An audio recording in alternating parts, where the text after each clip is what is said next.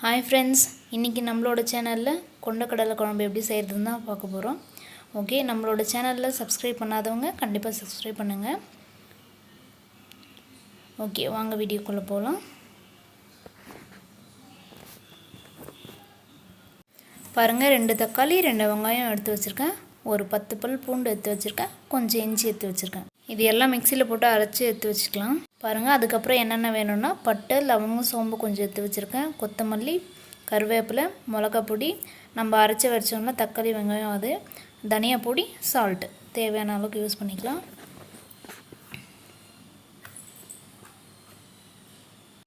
நான் வந்து 4 ஸ்பூன் எண்ணெய் ஆட் பண்ணிக்கிறேன். எண்ணெய் காஞ்ச உடனே கடுகு சேர்த்துக்கலாம்.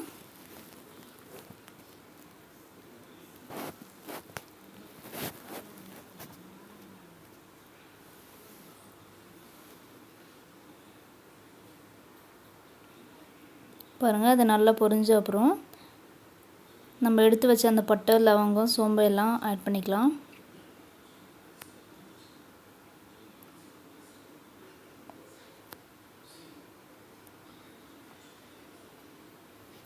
அது கூடவே கருவேப்பிலையும் ஆட் பண்ணிக்கலாம். இப்போ அந்த தக்காளி, வெங்காயம் அரைச்சு வச்சிருக்கோம் இல்லைங்களா, அதை ஆட் பண்ணிக்கலாம். நல்லா கிண்டி விடுங்க.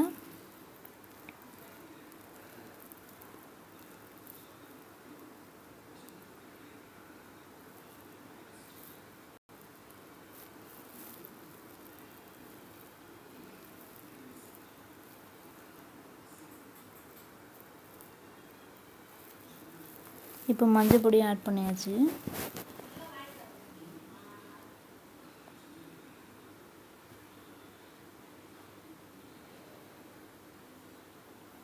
இது நல்லா கிண்டி விடுங்க. அப்போதான் அந்த தக்காளி வெங்காயத்தோட பச்சை ஸ்மெல்லாம் போகும். அது போகிற அளவுக்கு நல்லா கிண்டி விடுங்க.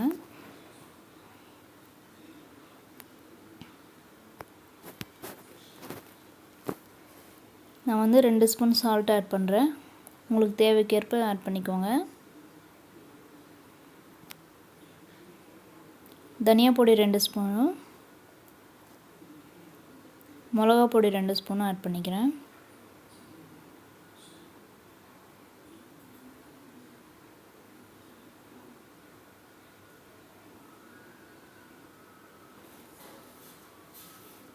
இதெல்லாம் ஆட் பண்ண பிறகு நல்லா கிண்டி விட்டுருங்க.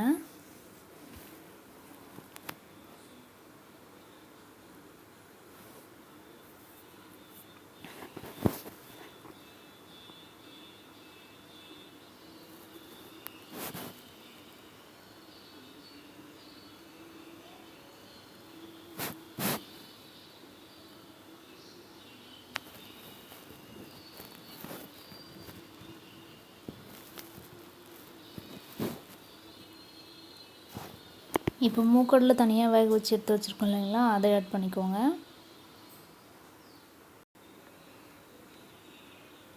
மூக்கடலை வந்து நீங்கள் ஊற வச்சதுக்கப்புறமே கழுவி அதுக்கப்புறம் வேக வைங்க. அந்த தண்ணியோட வேக வச்ச தண்ணியோடு ஆட் பண்ணிக்கோங்க. தனியாக தண்ணி வந்து சேர்க்க வேணாம். நம்ம வேக வச்ச தண்ணியை ஆட் பண்ணோம்னா டேஸ்ட்டாக இருக்கும். இப்போ மட்டன் மசாலா ஆட் பண்ணுறேன்.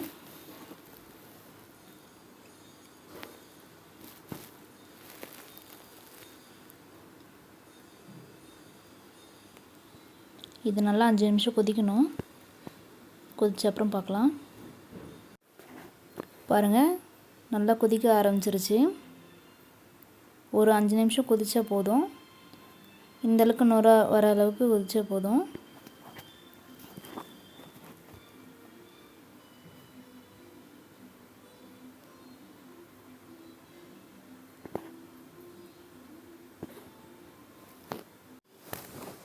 லாஸ்ட்டாக இறக்கும்போது கொத்தமல்லி ஆட் பண்ணிக்கலாம். ஸ்டவ் வந்து ஆஃப் பண்ணி வச்சிடலாம். அவ்வளோதான், ஃபினிஷ் ஆகிடுச்சு.